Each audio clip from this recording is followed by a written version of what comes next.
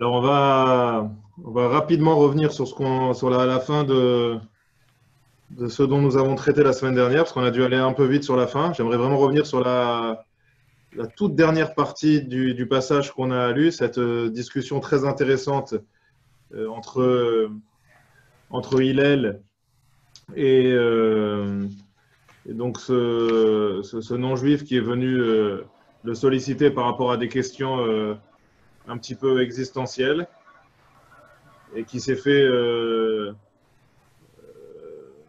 comme nous l'avions vu, donc proposer donc des réponses très subtiles par Hillel qui, on l'avait vu, c'était la fin de l'objet du cours, donc répondait à trois problématiques. On pensait que c'était trois questions qui étaient trois questions totalement décousues et indépendantes les unes des autres, et on s'est rendu compte qu'en réalité, derrière ces trois questions, c'était ce que livrait le Maharsha, se cachait une véritable problématique, qu'il y avait un vrai malaise chez cette personne qui est venue solliciter Hillel par rapport à la manière dont elle vivait sa propre vie.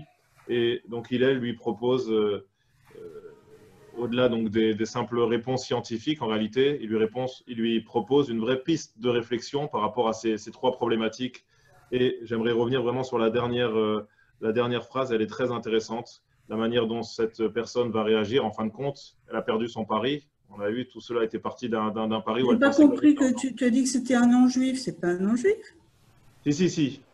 Ah, c'est un non-juif. Ouais, ouais. A priori, c'est Baïcharo. Remarque, Michel, c'est vrai que la Gemara nous disait à son sujet que c'était Ba'echad. Est-ce Euh... qu'on parle de 212? Alors, j'ai Ouais, pas. non, mais ça, c'est pas un problème. Ça, c'était la monnaie. Mais a priori, c'est vrai que la Gemara ne précise pas. C'était un pari pour déstabiliser Hillel. Quel est son Euh... intérêt si c'est un Bah, c'est non-juif? Bishne Bne Adam. C'est vrai, elle nous disait Bishne Bne Adam. Elle parle de deux personnes. C'est vrai qu'elle elle précise pas leur origine. C'est vrai que la Gemara ne précise pas elle-même leur origine. Bishne ibn Adam, Rachid n'intervient pas là-dessus pour nous dire d'où ils venaient, mais je me demande si j'avais pas moi-même dit un mot. Il me semble que j'avais trouvé une information là-dessus. C'est vrai, la Gemara précise pas. Elle parle de Bnei Adam.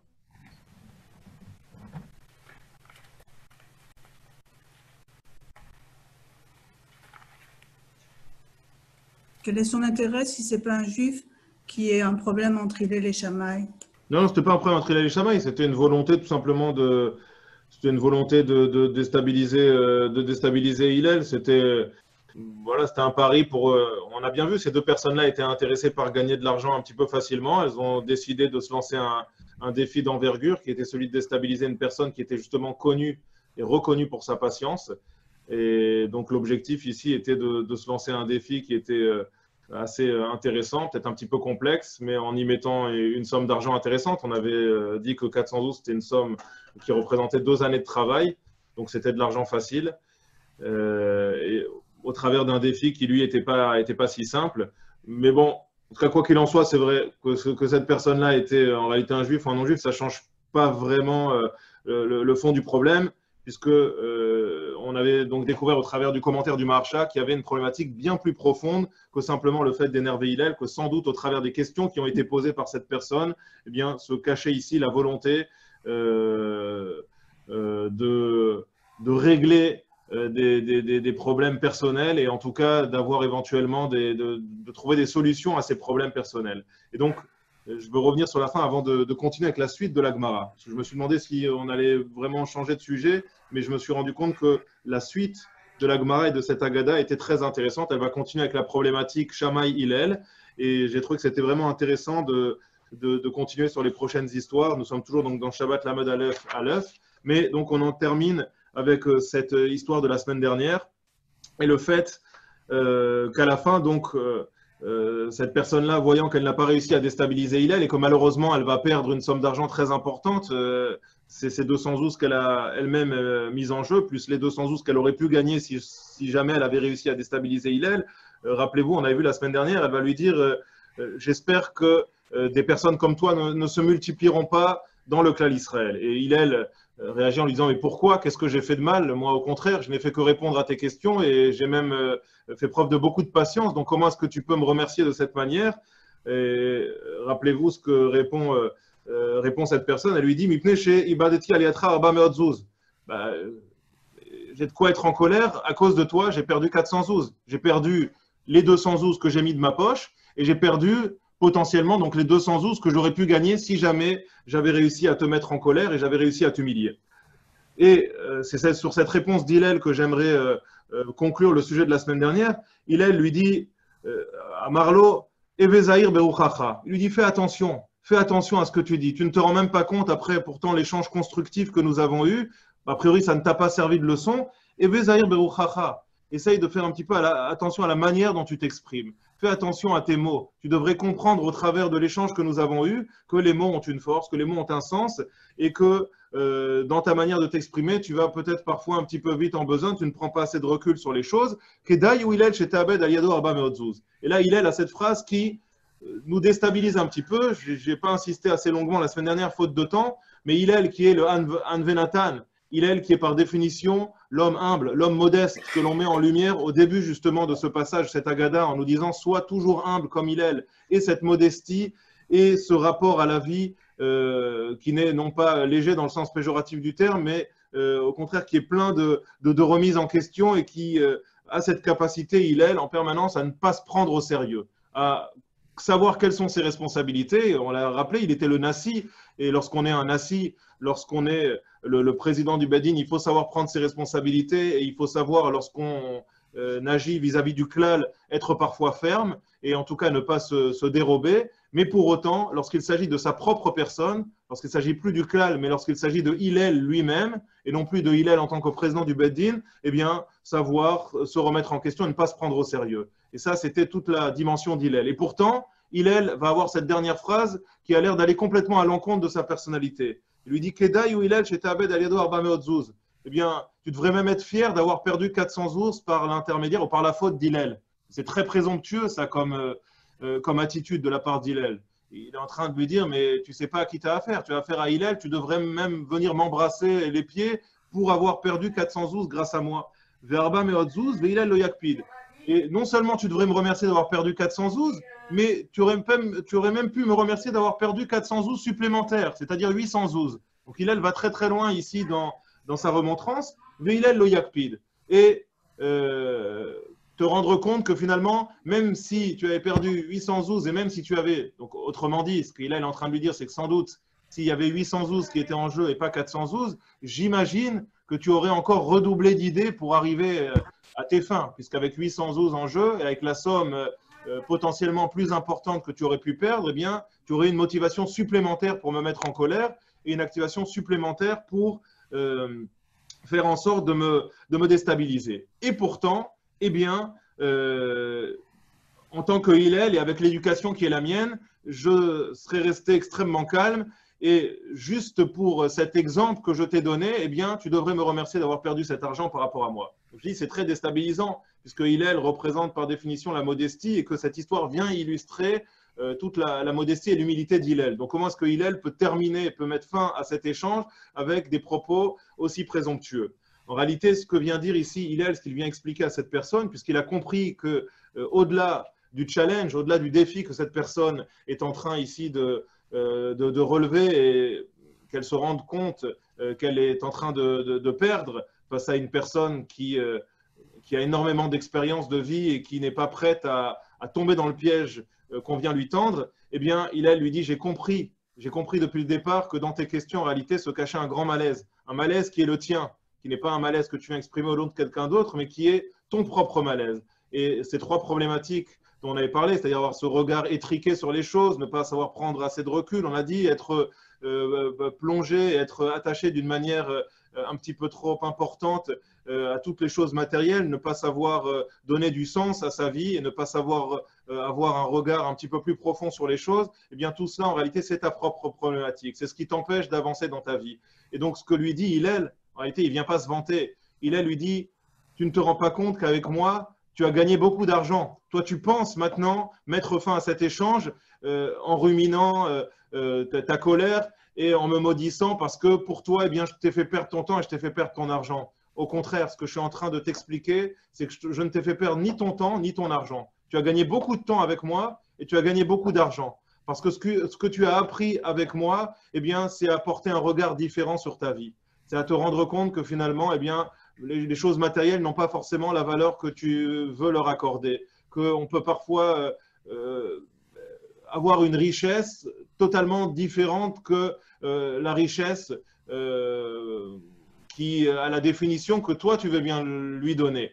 Donc, moi, par cet échange qui n'a pas duré très longtemps, mais qui a été extrêmement intense, eh bien, je t'ai fait gagner non seulement du temps, mais je t'ai fait gagner aussi beaucoup d'argent. Et si tu as, toi aussi, l'humilité et la modestie pour appréhender les choses sous cet angle-là et te rendre compte qu'avec ces éléments de réflexion que je t'ai donnés, eh bien, tu peux maintenant construire ta vie d'une manière tout à fait inédite, eh bien, tu comprendras à quel point, au cours de cet échange, non seulement tu n'as pas perdu d'argent, mais je crois même que tu en as gagné parce que tu vas maintenant recommencer ta vie sur un nouveau pied et d'une manière qui te permettra d'être sans doute beaucoup plus heureux, d'avoir beaucoup plus de satisfaction et moins de doutes par rapport aux décisions que tu dois prendre. Donc, je pense que c'est de cette manière qu'il faut comprendre ici la réponse d'Hillel, non pas une volonté de faire comprendre à cette personne-là que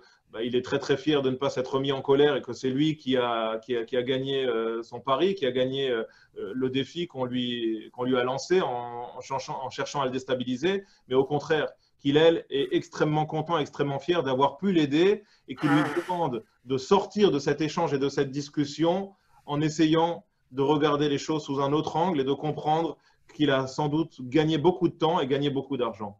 Et c'est à cette condition, et uniquement à cette condition, que Hillel pourra ressortir de cet échange avec une satisfaction, de se dire j'ai pu aider cette personne.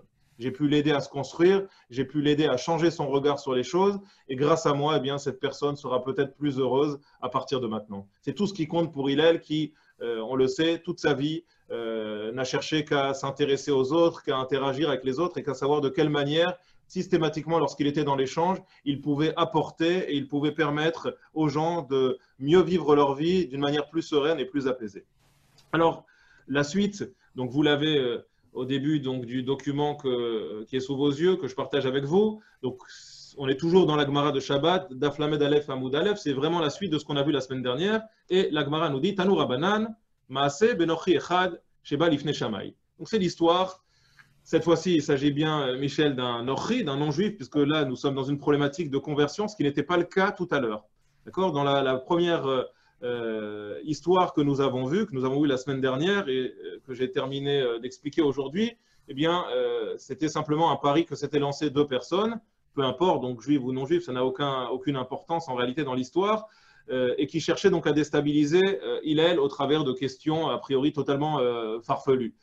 Ici, il s'agit d'une véritable démarche de conversion, donc d'un orchi, d'un non-juif qui se présente devant Shammai et qui lui dit à Marlo, Kama Torot yesh lachem, et qui va aborder donc cet échange d'une manière assez surprenante, mais en tout cas pour autant tout à fait acceptable, en lui disant Kama Torot yesh lachem. Écoute, je cherche à me renseigner, je suis dans une démarche de remise en question, je ne suis peut-être pas satisfait de la spiritualité qui est la mienne en ce moment, et je cherche à me rapprocher du peuple juif, mais j'aimerais savoir ce que j'achète. Donc si je viens, si je rentre, si je m'engage à accepter un certain nombre de choses, j'aimerais savoir à quoi je m'engage. Et donc il demande à Shammai, Kama Torot yesh lachem, combien de Torot, combien de Torah avez-vous?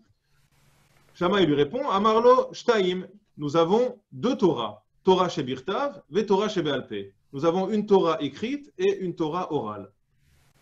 Lui répond donc ce non-juif, Amarlo shebirtav anima amincha. Écoute, je suis prêt à accepter et à te croire en ce qui concerne la Torah écrite. C'est quelque chose qui est de notoriété publique. Toute personne qui se renseigne un petit peu et se documente sur l'histoire du peuple juif peut accepter de manière raisonnable qu'effectivement cet épisode du Har Sinaï ait bien eu lieu, que la Torah à ce moment-là ait été donnée, transmise, confiée au peuple juif et que depuis ce moment-là, elle soit transmise de génération en génération, donc par tradition. Ça, c'est quelque chose auquel j'adhère parfaitement. En revanche, Veshe Be'alpeh, excuse-moi, mais ton histoire de Torah orale, Enima Amincha. Ça, j'ai beaucoup plus de mal à l'accepter. j'ai beaucoup plus de mal à l'intégrer. C'est quelque chose qui ne repose pas sur grand-chose. Nous n'en avons pas véritablement de traces, parce que par définition, c'est une Torah orale. Et rappelez-vous que nous sommes à l'époque de Shammai et Hillel, donc nous sommes avant la mise par écrit de cette Torah orale. Rappelez-vous que la Torah orale, la Torah Shebéalpé, n'a été mise par écrite qu'à partir donc, de l'époque de Rabbi Yehuda Anassi, Rabbi Yehuda le prince, c'est-à-dire à peu près en 180 de notre ère, donc de manière assez tardive. En tout cas, cette histoire se passe avant la mise par écrite de cette Torah Shebéalpé. Et c'est la raison pour laquelle eh bien, cette personne qui vient se présenter à Shammai pour obtenir des renseignements en vue d'une conversion a beaucoup plus de mal, a priori, à adhérer à quelque chose qui n'a pas véritablement de fondement sérieux, puisqu'il ne s'agit que d'une tradition orale et nous n'avons pas de traces écrites et donc visibles de cet enseignement oral. Je lis et je traduis cette première histoire et puis je reviens sur les différents éléments qui sont très très importants. Gaireni almenat shetelamdeni Torah shevirtav. Donc il lui dit, écoute, très bien, tu m'as donné ta réponse, deux Torah, une Torah écrite, une Torah orale. Moi j'adhère à la Torah écrite, la Torah orale, comprends-moi, j'ai beaucoup plus de mal à y adhérer parce que je n'ai pas véritablement de preuves et en tout cas les fondements sont assez légers. Donc je te propose quelque chose, faisons un deal. Gaireni almenat shetelamdeni Torah shevirtav. J'aimerais s'il te plaît que tu acceptes de me convertir, mais uniquement en m'enseignant la Torah écrite et en laissant tomber, en mettant de côté la Torah orale. Ga'arbo ve'otzio bin zifa. Shammai se met en colère, Ga'arbo, il lui fait une remontrance, et Otzio bin zifa, il le chasse, donc avec tous les égards, je le dis de manière très péjorative, bien sûr, qu'on peut avoir vis-à-vis d'une personne qui non seulement lui a fait perdre son temps, mais a l'air un petit peu, là aussi, de le défier par cette non-acceptation de la Torah chez Béalpé. Balifne Hillel, mais visiblement, il ne se décourage pas et il se présente devant Hillel. Alors, de manière très intéressante, la Torah ne nous dit pas ce qu'il a dit à Hillel à ce moment-là. La Gemara ici nous dit juste Gaïré, que Hillel lui a accepté de le convertir. Tout porte à croire que c'est par souci d'économie de mots.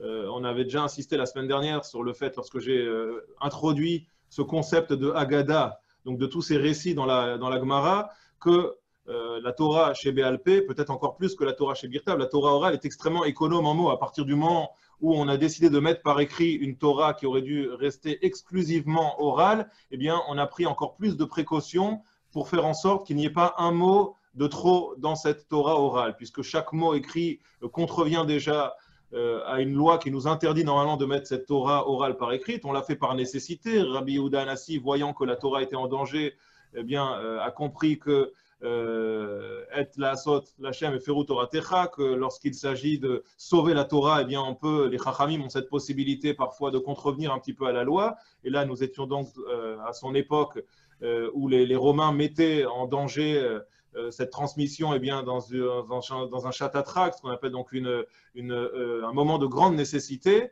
et d'urgence absolue. Eh bien, ils décident de mettre cette Torah orale par écrite. Pour autant, lorsqu'on la met par écrite, il faut se limiter bien sûr au minimum et ne pas se dire qu'à partir du moment où on ouvre les vannes, eh bien, on peut écrire tout ce qu'on veut. Non, il faut garder en tête que nous sommes véritablement dans un moment d'urgence et essayer d'être le plus efficace possible dans cette manière de reproduire cette Torah orale par écrite. Et donc, limiter le nombre de mots. Donc, lorsque là, la Gemara nous dit Hillel, Balifne Hillel Gaïré, qui s'est présenté devant Hillel, c'est que visiblement, il a tenu exactement les mêmes propos que ceux qu'il avait tenus à Shammai. C'est-à-dire sans doute qu'il l'a interrogé sur le nombre de Torot qui existaient, qu'Hillel lui a bien sûr donné la même réponse que Shammai, en lui disant nous avons une Torah écrite et une Torah orale, sauf que lorsque ce non-juif revient à la charge en lui disant écoute, j'accepte la Torah écrite, je n'accepte pas la Torah orale, est-ce que tu es d'accord de lancer ce processus de conversion uniquement sur l'enseignement de la Torah écrite? Eh bien, Hillel a eu l'air d'adhérer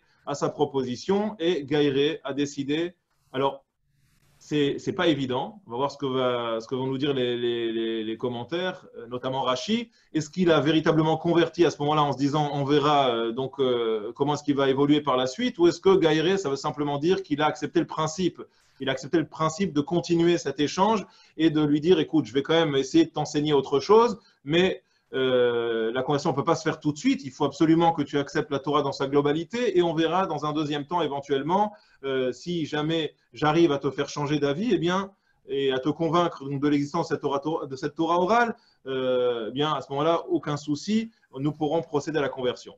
Les choses ne sont pas forcément claires. Est-ce qu'il s'agit vraiment d'une conversion effective qu'Hillel a ici faite en se disant que les choses allaient progresser par la suite et qu'il allait l'amener à également intégrer la Torah orale, ou est-ce qu'il lui a simplement dit, écoute, j'accepte de continuer cet échange, j'accepte d'étudier avec toi, et si jamais je te fais changer d'avis, eh bien, nous pourrons procéder à ce moment-là à la conversion. Gardons cette question en tête. Yoma Kama Amarle. Parce que, effectivement, la Gemara ne s'arrête pas là, et c'est ce qui provoque ici donc, le doute sur la compréhension de ce gaïré, de ce mot, de cet indice que la Gemara ici nous propose en nous disant qu'il l'a converti. Yoma Kama. La Gemara continue en disant le premier jour, donc ils ont décidé de fixer un moment d'étude ensemble, et le premier jour, Amarle, il lui a dit Aleph, Bet, Gimel. Donc Hillel commence par le début, il lui enseigne l'alphabet hébraïque. Aleph, Bet, Gimel, Dalet, etc. Les Machar, Afichle. Le lendemain, il fait revenir donc ce prosélyte pour une deuxième leçon de Torah, et cette fois-ci, Afichle, nous dit la Gemara, eh bien, il va inverser ce qu'il lui a appris la veille. Là aussi, vous verrez qu'il y a toute une discussion pour savoir est-ce que lorsque la Gemara nous dit qu'il a inversé, est-ce que ça veut dire qu'il a commencé l'alphabet par la fin, en lui disant Tav, Shin, etc., et en remontant les lettres jusqu'à Aleph, ou est-ce qu'il s'agit d'autre chose? Là aussi, vous verrez que tous les commentateurs ne sont pas d'accord sur ce point.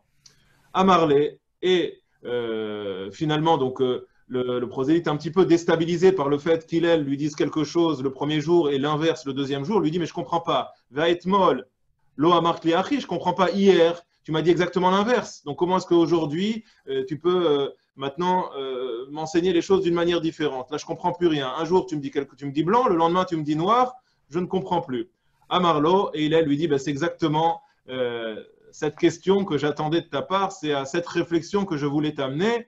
Lav Alay Didi Kassamar, donc c'est une question rhétorique ici, il lui dit, je ne comprends pas, hier tu ne m'as pas fait confiance, tu m'as fait confiance, donc De Alpenami Samochalai, Smochalai, donc pour la Torah chez BLP, pour l'enseignement oral, fais-moi confiance aussi. Si tu m'as fait confiance à moi, Hillel, qui ne suis qu'un simple enseignant, extrêmement modeste, qui ne me considère pas comme un grand de la Torah ou comme quelqu'un de spécialement instruit, bien si tu as eu cette capacité à me faire confiance hier lorsque je t'ai appris le Aleph Bet, tu ne m'as pas posé de questions, tu as reçu tout ce que je t'avais dit comme si c'était justement Torah Moshe Misinaï, comme si c'était la Torah qui avait été donnée sur le Sinaï, eh bien, sois capable aussi d'accepter le fait qu'il y ait eu cet enseignement oral qui a été donné en même temps que la Torah écrite. Là, il ne s'agit plus de moi, il s'agit d'un enseignement oral donné par Dieu à Moshe.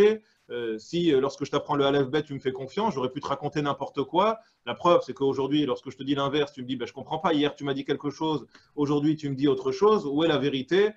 Voilà, donc sois capable de me faire confiance aussi lorsque je te réponds en te présentant la Torah sous deux formes, la Torah écrite, mais indissociable de la Torah orale. Donc c'est une discussion vraiment ici très très riche, très intéressante. La discussion, cette première discussion s'arrête là. Vous voyez qu'après il y a une deuxième histoire que nous verrons également, mais cette première histoire en tout cas s'arrête là. Et donc on voit ici deux attitudes extrêmement différentes donc dans leur approche, qui sont celles de Shammai et celles d'Hillel. Notre première histoire la semaine dernière ne mettait en scène qu'Hillel. Cette fois-ci, Shammai entre en jeu avec toute la rigueur qui est la sienne. On en avait dit un mot la semaine dernière, mais là, il est véritablement, on va dire, partie prenante et acteur de cette histoire.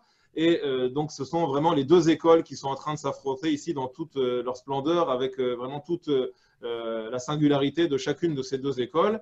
Et cet échange, ce deuxième échange, excusez-moi, très intéressant, donc entre Hillel et ce prosélyte, un échange qui se prolonge, contrairement à celui auquel Shammai va mettre un terme très rapidement, mais avec beaucoup de subtilité de la part d'Hillel, qui à la fin, visiblement, puisque l'histoire s'arrête sur la réponse d'Hillel, eh bien, avec une victoire de la part d'Hillel qui réussit à convaincre son interlocuteur. Voilà, si Hillel n'avait pas réussi à convaincre son interlocuteur, eh bien, tout porte à croire que la Gemara aurait prolongé l'échange avec une nouvelle intervention de la part du prosélyte, là, puisqu'il se tait, puisqu'il ne répond pas à la dernière phrase d'Hillel, c'est que visiblement, il est convaincu par l'argument que lui présente Hillel. Alors, tout d'abord, quelque chose qu'il est intéressant de remarquer ici, c'est que la Gemara commence par nous présenter la position de Shammai et qu'elle fait rentrer Shammai un petit peu dans le jeu. Comme si, après nous avoir parlé longuement des qualités d'Hillel dans l'histoire que nous avions vue la semaine dernière, la Gemara voudrait nous dire que même si effectivement Hillel semble représenter, on a dit, la patience absolue et au niveau des qualités humaines, en tout cas, tout ce qu'il y a de plus noble et de plus recommandable, et bien pour autant, connaître et avoir un petit peu, on va dire, savoir apprécier également les qualités de Shammai est quelque chose de fondamental. Comme si au fond, eh bien, même si Hillel a l'air, je le répète, au niveau du chesed, au niveau de la bonté, au niveau des rapports de Ben Adam Lachavero qu'un homme doit entretenir avec son prochain, de représenter une sorte de modèle, eh bien, pour autant, Shammai, malgré la rigueur qui est la sienne, permet d'avoir un certain équilibre. Cet équilibre-là, on le retrouve dans toute l'histoire de la Torah. Depuis Abraham et Sarah, depuis même peut-être Adam et Chava, lorsque nous prenons les différents couples qui sont mis en avant, c'est intéressant, Noach, on ne sait absolument rien de sa femme, mais en tout cas,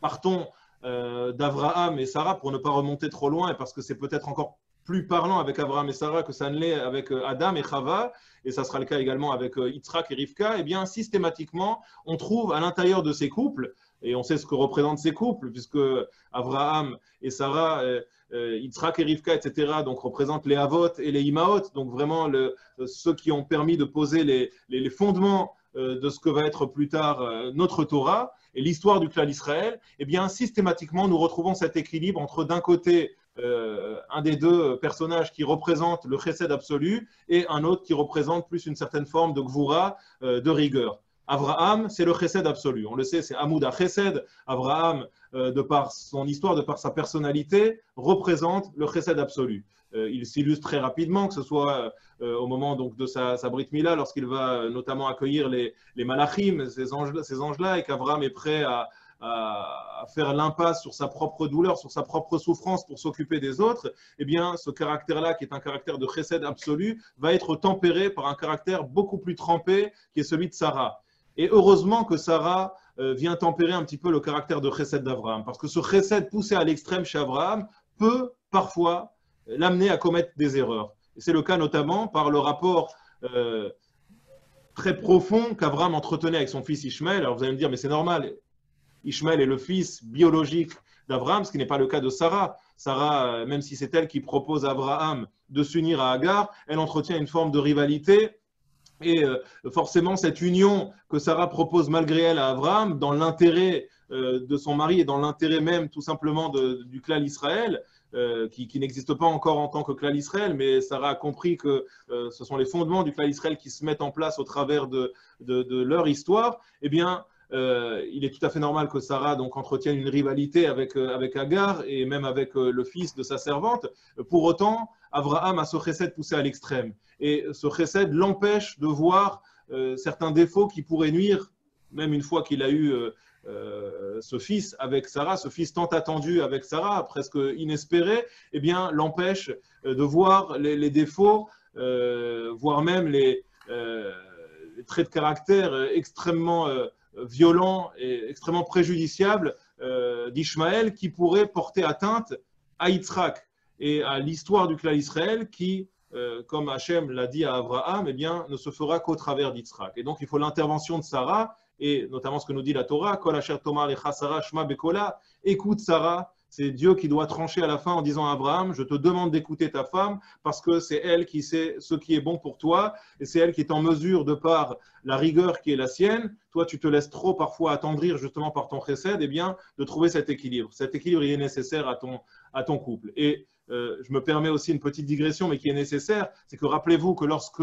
Abraham va vivre sa dernière épreuve, qui est celle de la Akedat Yitzhak, en tout cas d'après la plupart des Rishonim, la dernière des 10 épreuves est celle de la Akedat Yitzhak. Certains vivront en tout cas cette dernière épreuve plutôt au travers de la mort de Sarah que de la Akedat Yitzhak, mais c'est vraiment quelques avis qui sont extrêmement minoritaires. La grande majorité des Rishonim, eux, estiment que la dernière des 10 épreuves est l'épreuve suprême, celle qui va vraiment permettre à Abraham d'acquérir toutes ses lettres de noblesse, eh bien, c'est l'épreuve de la Akedat Yitzhak, de la ligature d'Yitzhak. Et au travers de cette épreuve de la Akedat Yitzhak, eh bien, Abraham va s'illustrer d'une manière tout à fait extraordinaire, c'est sa capacité à tempérer son chesed. Ce qu'Abraham, et c'était peut-être au fond pour cela qu'Hachem a décidé d'éprouver Abraham par 10 épreuves.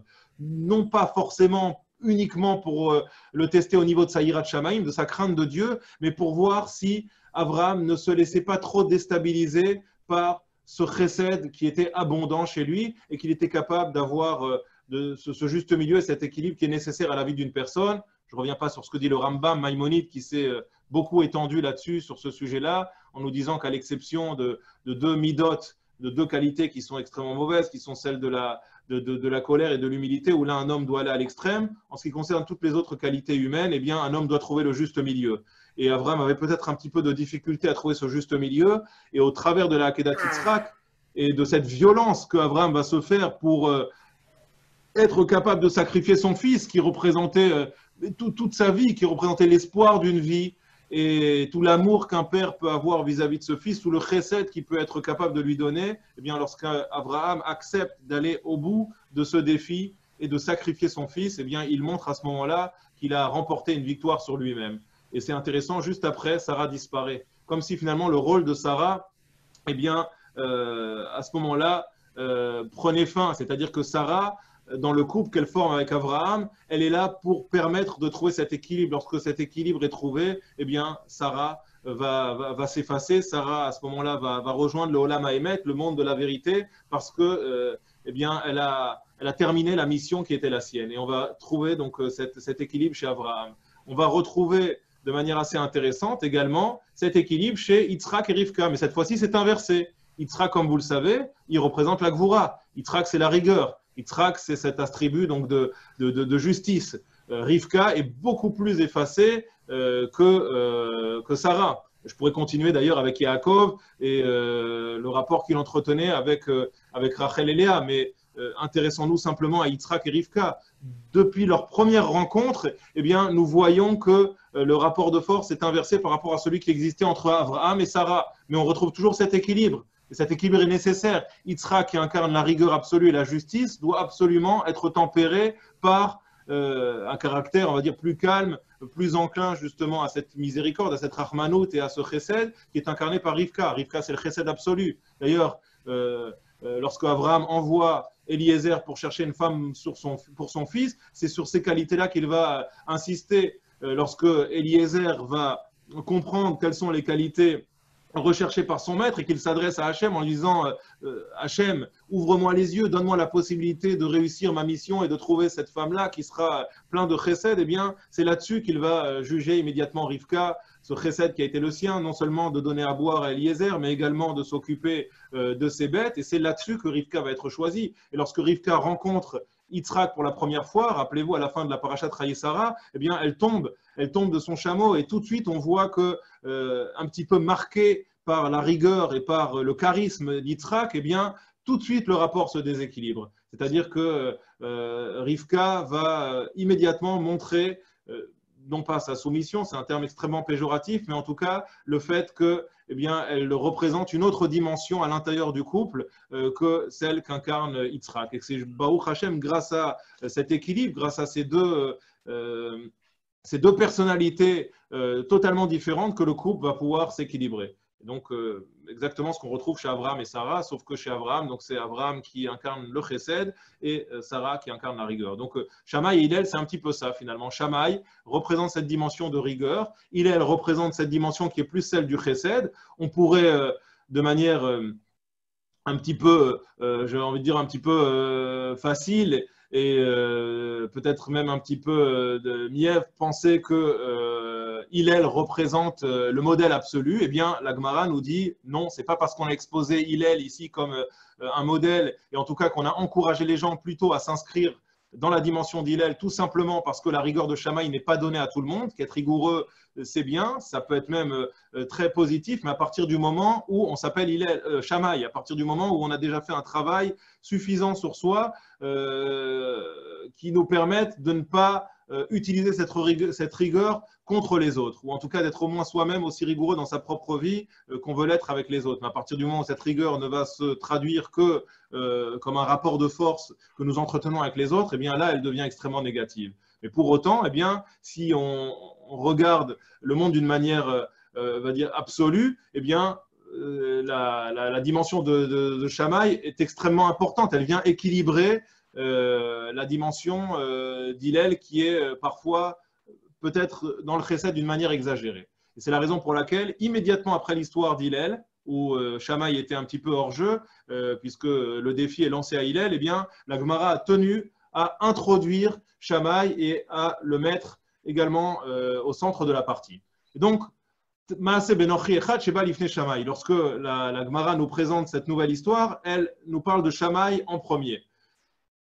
Et donc, revenons à ce que va demander ce Nochi, ce non-juif à Shammai. Il lui demande Kama Torot Eshlachem, combien de Torot avez-vous? Et Shammai va lui dire nous avons 2 Torot. Nous avons une Torah chez Birtav, une Torah écrite et une Torah orale.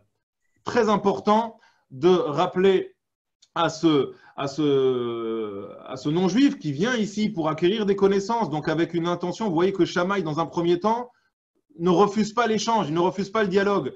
Shammai, on le présente comme quelqu'un d'extrêmement dur, comme quelqu'un qui n'a pas beaucoup de patience, comme quelqu'un qui fait preuve parfois d'un comportement un petit peu cavalier. Eh bien, lorsqu'il engage ici la discussion avec ce Nochi, avec ce non-juif, on le découvre sous un angle un petit peu différent et on le découvre avec peut-être une humanité un petit peu différente. Vous voyez bien qu'ici, Shammai aurait pu immédiatement se mettre en colère, il aurait pu comprendre cette question comme une question extrêmement déplacée et provocatrice ici de la part de son interlocuteur qui vient lui dire combien de Torah vous avez, comme si les non-juifs n'étaient pas au courant que la Torah ne se limitait pas uniquement à la Bible, mais qu'elle se composait également de toute une dimension orale, du Talmud, de tout ce qui est inscrit dans la Mishnah. Non.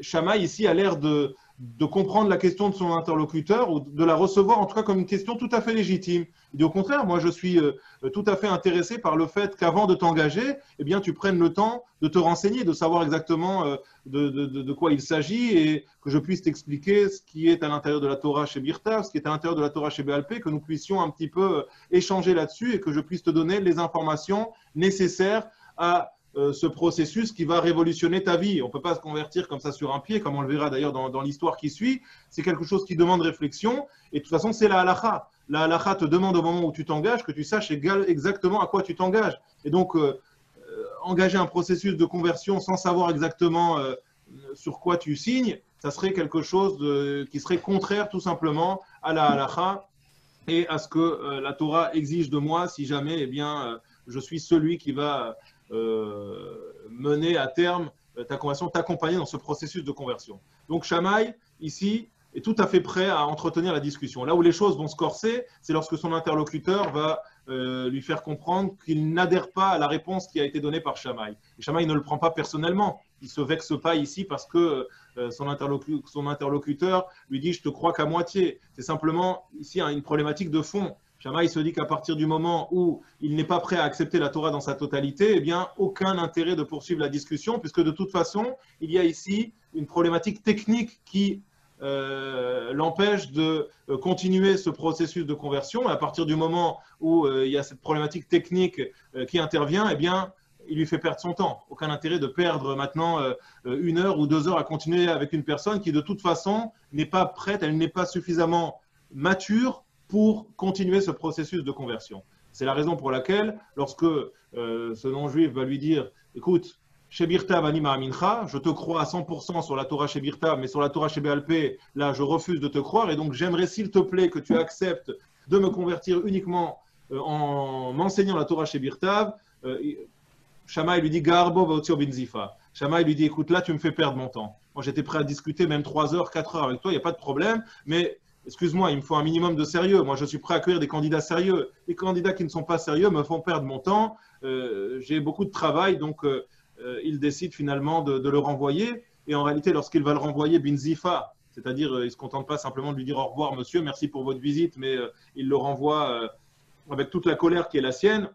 Voilà, il lui fait comprendre que un engagement à rentrer dans le clan Israël, ce n'est pas quelque chose qu'on prend à la légère. C'est quelque chose qui demande un petit peu comme je l'ai dit, à la fois de la maturité, de la réflexion et une certaine forme de soumission. Donc, il lui dit, si tu viens en pensant que tu vas pouvoir pratiquer la Torah à ta sauce et inventer une nouvelle forme de Torah, eh bien, ça ne m'intéresse pas. Il est de mon devoir même de te le reprocher et de me comporter avec toi d'une manière un petit peu sévère, également peut-être pour te tester, pour voir si tu seras capable de revenir avec humilité, en disant, bah, écoute, effectivement, je me suis peut-être trompé, mon approche n'était peut-être pas la bonne, mais j'insiste vraiment, mon projet est un projet qui tient la route, en tout cas, auquel je veux absolument continuer à adhérer, et peut-être que dans ce cas-là, Shammai aurait accepté, si jamais cette personne était revenue le voir, malgré les remontrances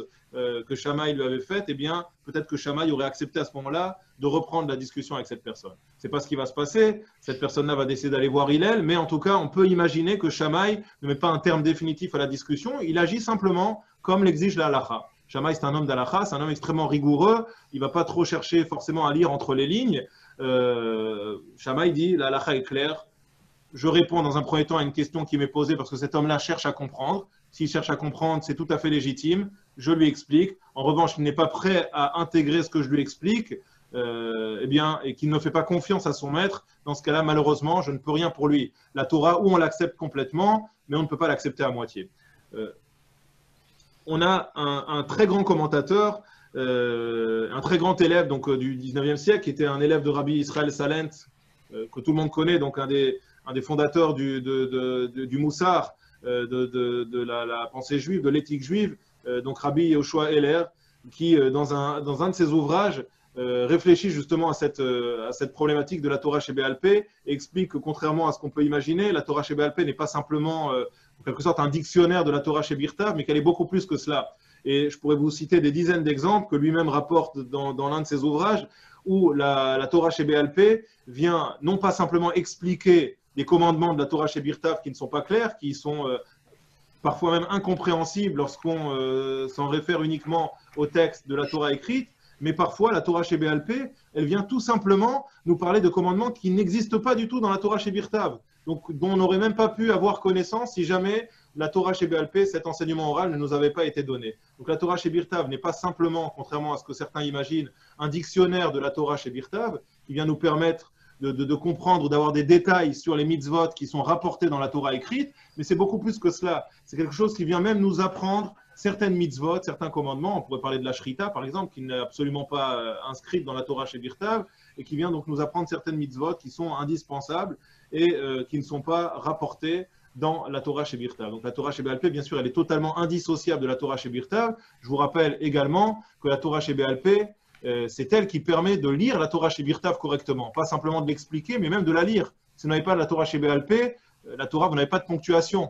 Donc parfois, en ponctuant différemment le texte de la Torah chez Birtav, eh bien, on peut avoir un sens complètement différent. On le voit, par exemple, Betamea Shvoyim, lorsqu'on nous parle d'une Touma qui va durer, une impureté qui va durer 2 semaines, si on lit, au lieu de ponctuer Shvoaim avec les mêmes lettres qu'on lit Betamea Shivim, on n'a plus ici 2 semaines, mais on a 70 jours. Donc on voit qu'on peut comprendre les choses d'une manière totalement différente, avec les mêmes mots en les ponctuant d'une manière différente. Donc la Torah, la tradition qui nous est donnée par la Torah chez Béal Pé, elle est tout simplement fondamentale, puisque même par rapport à la Torah chez Birtav, eh bien, elle ne fait pas que rajouter des éléments, mais elle vient tout simplement nous donner la clé de lecture de la Torah chez Birtav, même de manière brute. Impossible de ponctuer la Torah chez Birtav sans Torah chez Béal Pé.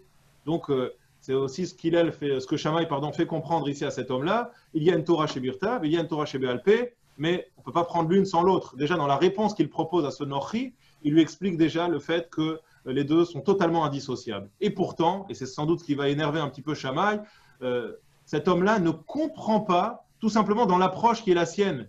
Et je crois que c'est ce qu'Hillel va comprendre peut-être un petit peu mieux que Shammai. C'est que Hillel ne le prend pas personnellement et il ne le prend pas non plus ici comme une marque de défiance de la part de son interlocuteur. Mais tout simplement par le fait que cet homme-là, dans la Tfissat Chaim qui est la sienne, c'est-à-dire dans sa manière d'appréhender les choses, dans la manière dont son cerveau va le lier à la vie, eh bien, ne lui permet pas à ce moment-là, tant qu'il n'a pas étudié, en fait, c'est un petit peu presque la question de l'œuf et de la poule. C'est que Hillel dit, mais on ne peut pas reprocher à cet homme-là d'avoir cette approche, parce que tant qu'il n'a pas étudié, tant qu'il ne commence pas à se plonger dans l'étude de la Torah, eh bien, par définition, il ne peut pas porter un autre regard sur les choses. C'est uniquement au travers de l'étude que cet homme-là va apprendre peut-être à regarder les choses d'une manière beaucoup plus large, à prendre du recul par rapport aux choses et à comprendre qu'il y a parfois un angle un petit peu différent. Et donc, il faut déjà que je commence à étudier avec lui. Une fois que j'aurai étudié, son cerveau va s'ouvrir et cet homme-là va apprendre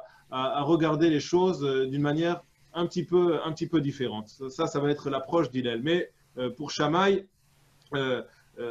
son interlocuteur ici est en train de l'amener vers un dialogue de sourds, un dialogue qui n'a aucune chance d'aboutir. Et donc, Shammai dit, j'arrête. Si tu veux dissocier la Torah chez Béal Pé de la Torah chez Birtav et ne choisir que l'une des deux, eh bien, dans ce cas, je ne peux pas continuer. Et pourquoi tu le fais? Parce que dans l'approche qui est la tienne, dans la vision qui est la tienne, eh bien, en quelque sorte, tu me dis, je ne vois que ce que je crois. La Torah chez Birtav, c'est un livre que tout le monde connaît, elle est écrite, elle est transmise de génération en génération. Nous adhérons d'ailleurs nous-mêmes en tant que non-juifs au texte de la Torah écrite, puisqu'il raconte également notre propre histoire.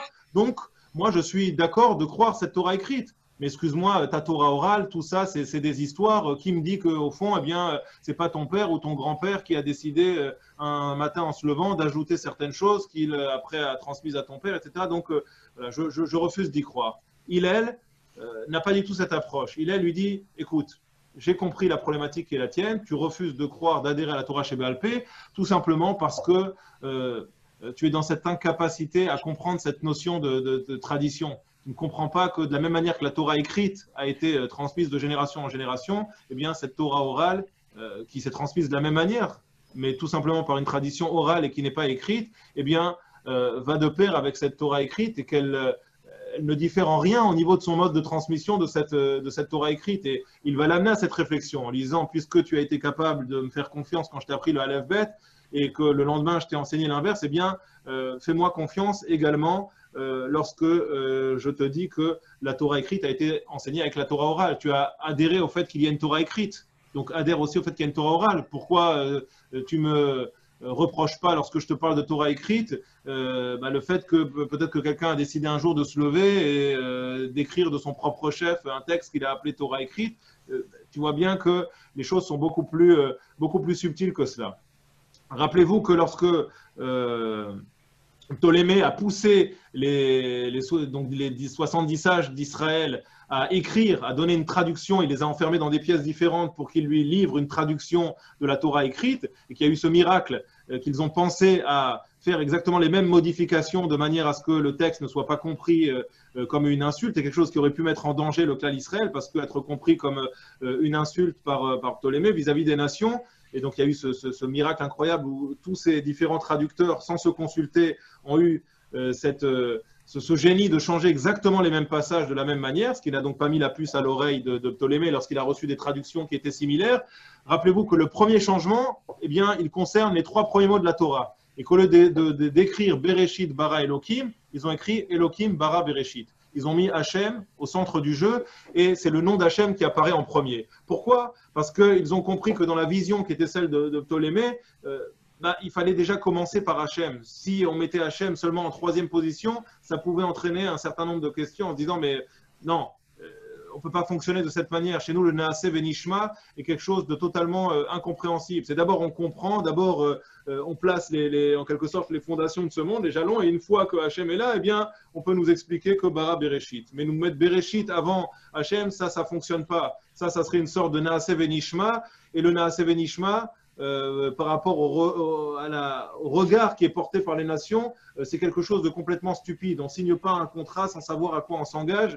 Il y a ici une soumission qui est un petit peu trop poussée à l'extrême. Et c'est en réalité cette vision-là que Hillel va inviter ce non-juif qui se présente devant lui à changer. C'est la raison pour laquelle il procède donc par ce Aleph Bet qu'il va lire dans un sens et dans un deuxième temps dans l'autre sens.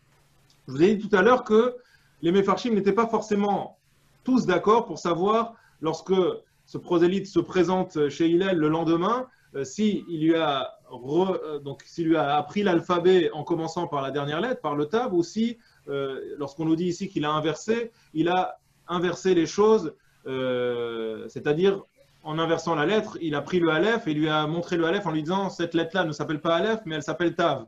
Le Bet, ça ne s'appelle pas Bet comme je t'ai dit hier, mais ça s'appelle Shin. Donc en inversant, cette fois-ci, pas simplement l'ordre des lettres, mais le sens même des lettres. D'après un certain nombre de Mefarshim, c'est ce dont il s'agit ici. Il n'a pas simplement changé le sens des lettres, mais il a changé l'ordre des lettres, mais il en a véritablement changé le sens. Si vous regardez Rashi nous dit que Gon Tashrak, Rashi penche plutôt pour la première explication, à savoir que lorsque cet homme-là est revenu le lendemain, et c'est également le Maharsha que je vous ai rapporté sur la deuxième page, pense également qu'il a changé le sens des lettres. Si je lis le Maharsha, Yomakama Amarle Aleph Bet Gimel Dalet, donc le premier jour, il lui a dit voilà, Aleph Bet Gimel dans ce sens-là, et Avada Yeshtam les Seder Haotiot.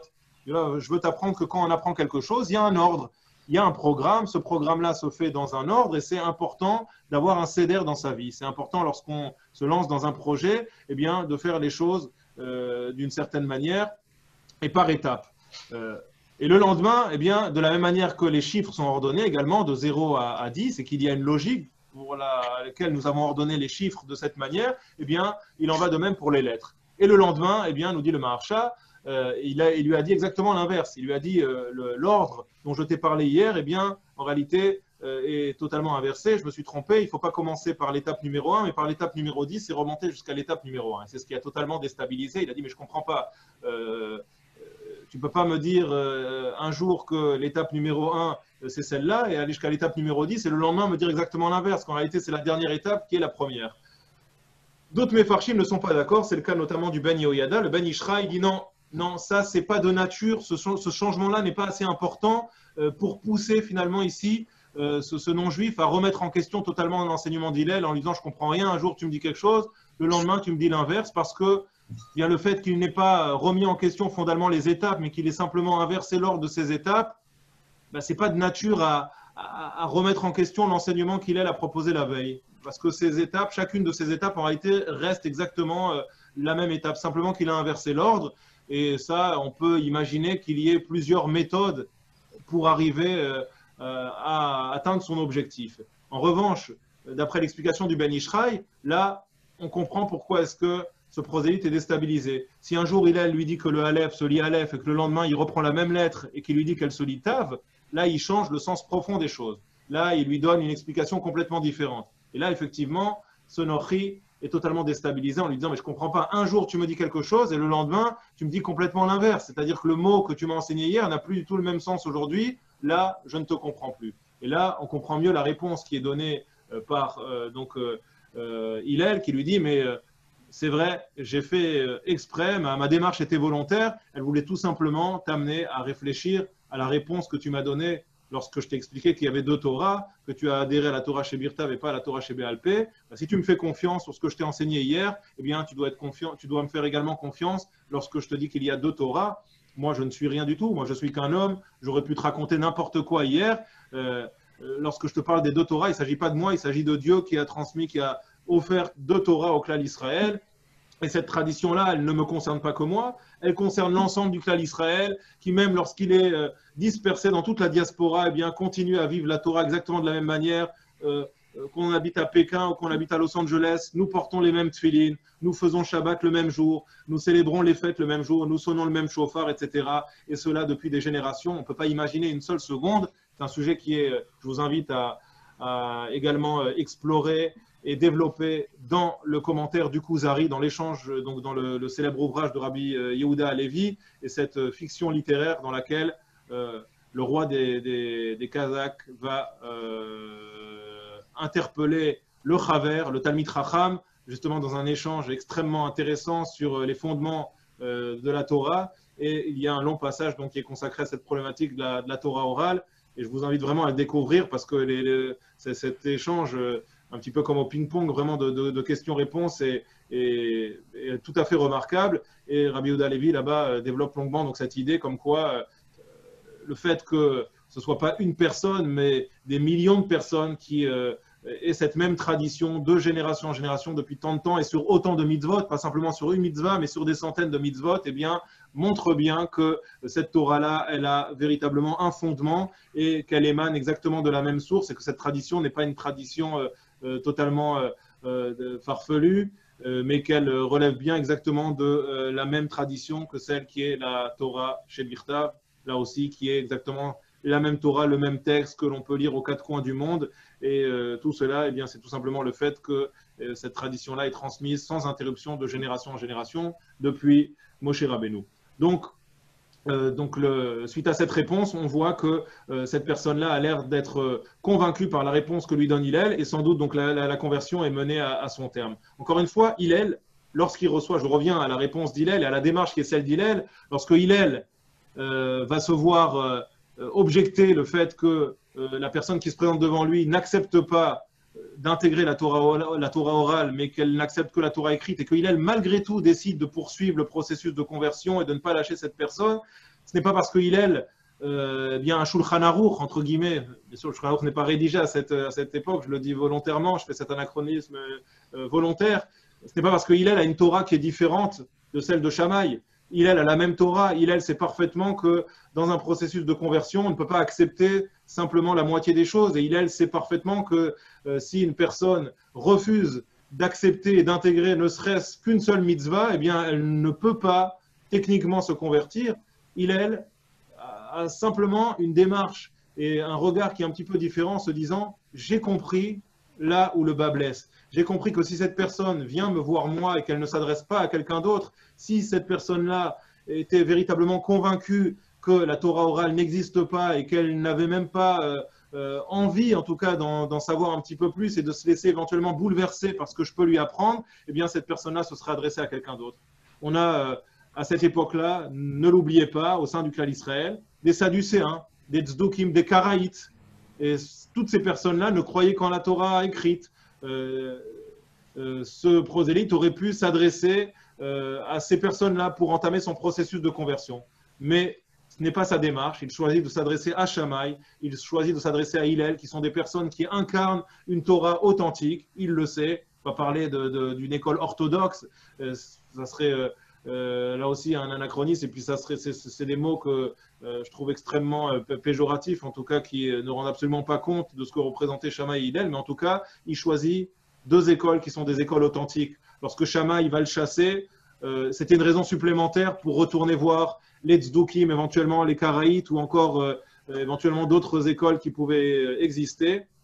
Ce n'est pas le choix que va faire ce prosélyte. Il va se tourner vers Hillel, qui est une alternative à Shammai, mais toujours dans le même courant, qui est un courant authentique. Et donc Hillel se dit, bah, si après avoir été chassé par Shammai, il vient s'adresser à moi, c'est que sans doute au fond, eh bien, il est prêt à changer. Et c'est à moi maintenant de lui faire découvrir les forces qui sont les siennes pour l'aider à changer. Si ça marche, tant mieux, il pourra aller au bout de son processus. Si ça ne marche pas, tant pis. Et je vous ai proposé deux lectures dans le Gaïré, ou bien que Hillel l'a immédiatement converti, alors peut-être en dérogeant un petit peu à la règle, mais en se disant, voilà, immédiatement, je vais réussir à le faire changer d'avis, et ce Giour, de toute façon, rétroactivement, il sera bon, parce que cette personne-là, en réalité, il faut juste un petit peu casser les stéréotypes qui sont les siens et les préjugés, et ça, je sais que j'arriverai à le faire, et tout va rentrer dans l'ordre. Ou bien, deuxième lecture, non, il a accepté de lui livrer son enseignement en se disant, à terme, eh bien, si cette personne se laisse bouleverser, j'accepterai à ce moment-là de la convertir.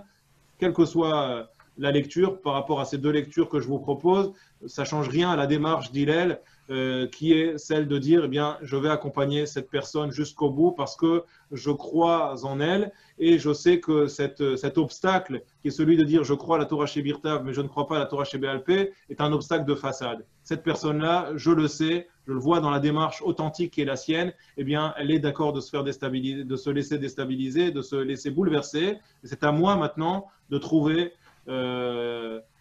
d'appuyer en réalité peut-être là où ça fait mal et de trouver les moyens d'accompagner cette personne jusqu'au bout.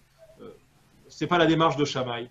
Shammai se dit, moi, je n'ai pas allé jusque-là, je propose à cette personne un enseignement qui est un enseignement authentique, où cette personne y adhère, ou elle n'y adhère pas. Si elle n'y adhère pas, eh bien, ma mission s'arrête ici. Au contraire, j'ai un devoir de faire comprendre à cette personne qu'elle n'est pas suffisamment mature pour intégrer le clan Israël, ben, si elle revient et qu'elle change d'avis, je l'accepterai avec plaisir. Mais en attendant, ce n'est pas à moi de pousser cette démarche. Voilà un petit peu la différence de démarche entre Shammai et Hillel, qui se basent exactement sur les mêmes règles halachiques, qui ont la même Torah, mais qui ont des démarches qui sont un petit peu différentes. Et c'est comme ça aussi qu'on a compris l'histoire de la semaine dernière, où si Hillel a décidé de ne pas immédiatement renvoyer la personne qui se présente à elle pour lui poser des questions, on l'a dit, à un moment de grande tension, comme Erev Shabbat, pour lui poser des questions farfelues, c'est parce qu'Hillel comprend qu'en réalité, derrière ces questions, se cache autre chose. Et Hillel se dit, ben, c'est à moi maintenant d'aider cette personne,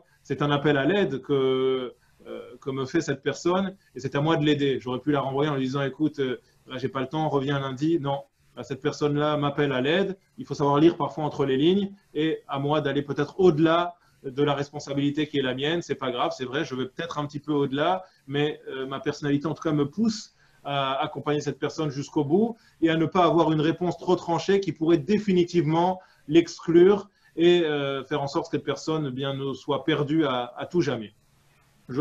Rapidement, la deuxième histoire, Shuv Maaseh ben Nochi Echad, Sheba Lifnei Shammai, je vois qu'il est déjà 11 heures, alors peut-être juste on la lit, on la traduit et on l'expliquera peut-être la semaine prochaine.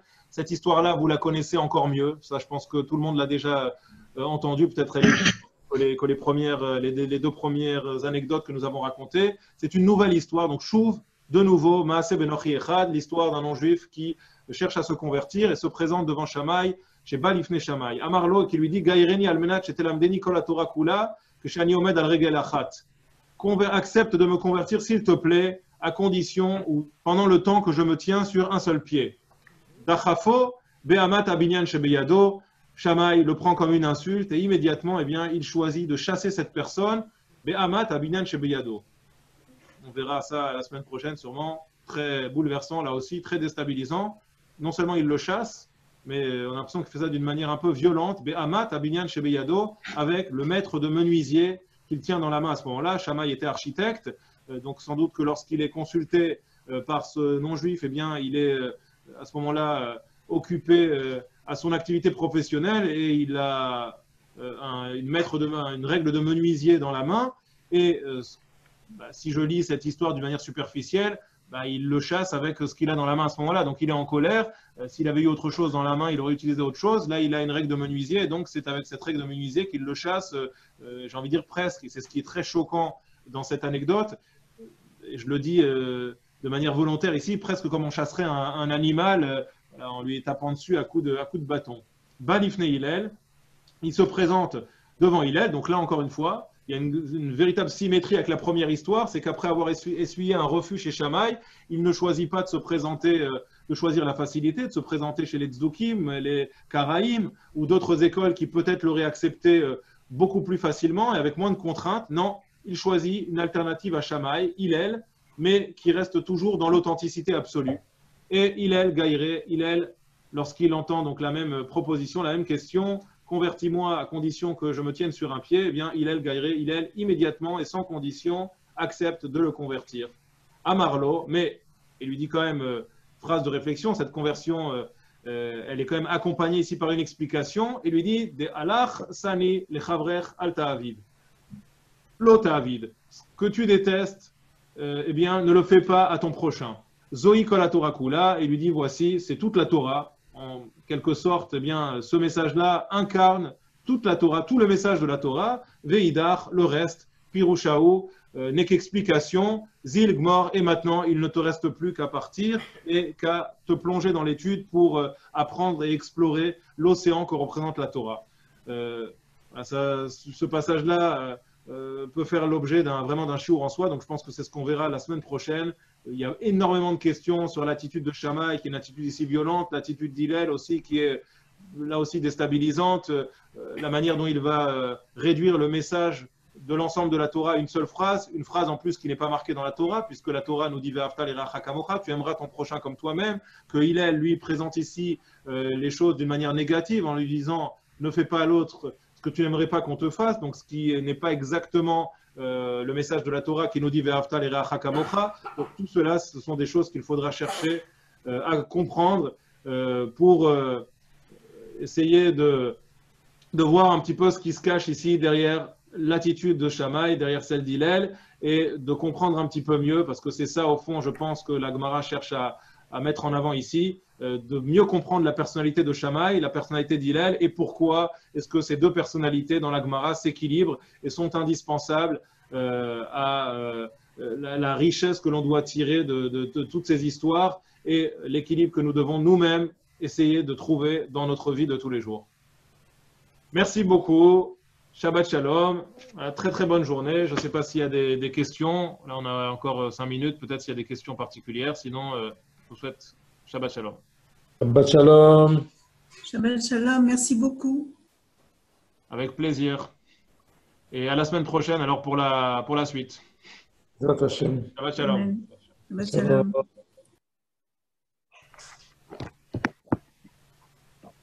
Fin. Ça, hop. Comment ça marche? Hop. Comment ça marche?